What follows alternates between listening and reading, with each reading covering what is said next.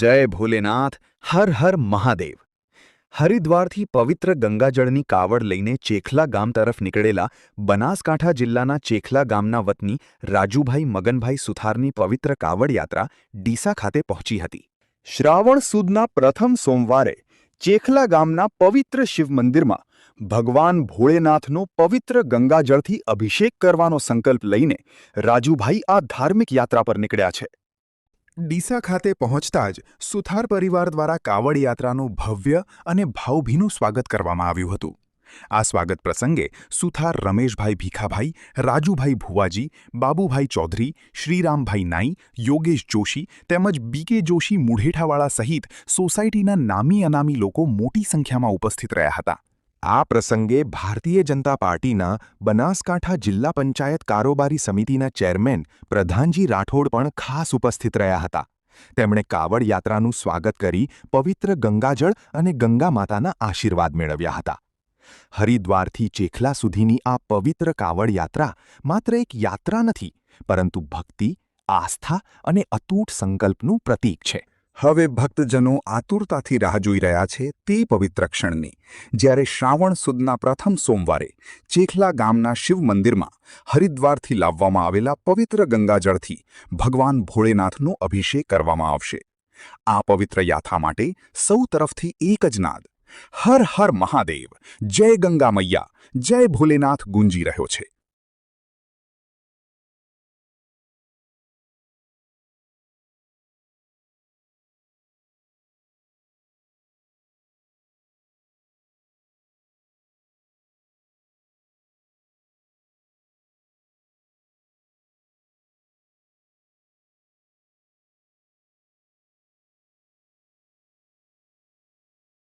હું 10-11 વર્ષથી મહાદેવના મંદિરે 2 ટાઈમ જાઉં છું।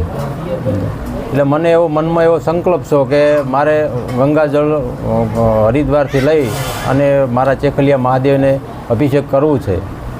તો મેં મારા પરિવારને ગામજનોને વાત કરી, તો ગામજનોને મારા પરિવારે મને બહુ સપોર્ટ કર્યો। રસ્તાની અંદર કોઈ તકલીફ નહીં પડેલી। શું કે તડકો છોયો તો રહેવાનો જ છે। અભિવાદ બહુ સહયોગ મળ્યો, બહુ સપોર્ટ મળ્યો રસ્તામાં। અમારા ચેખલા ગામના રાજેશભાઈ મગનભાઈ સુથાર, ચેખલા ગામના ચેખલિયા મહાદેવે અમારા ચેખલા ગામના આગેવાનો ભેળા મળી સંકલ્પ યાત્રા હરિદ્વાર માટે નક્કી કરી હતી। એ યાત્રાની શુભારંભ 17/7/2026ના રોજ શરૂઆત કરવામાં આવી હતી અને પવિત્ર શ્રાવણ માસના સોમવારે 17/8/2026ને સોમવારના રોજ આ સંકલ્પ યાત્રા અમારા કાંકરેજ તાલુકાના ચેખલા ગામમાં પહોંચશે। મારા સમાજના એવા મારા મામાના છોકરા હરિદ્વારથી કાવડ યાત્રા લઈને આવતા મને સમાચાર મળ્યા, ગંગા મૈયા મારા ઘરે પધાર્યા, એ બદલ ખૂબ ખૂબ આભાર। આમ તો મારે આજે ચંડીસરથી 17 કિલોમીટર જેટલું વિશ્વકર્માના મંદિરે ચાલવાનું થયું।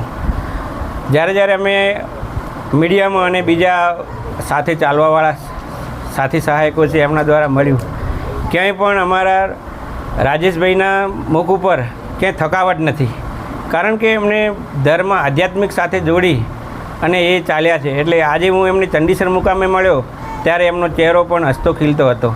એ આપણા દેવોના દેવ મહાદેવનો એ આનંદ, અપાર આનંદ કહેવાય।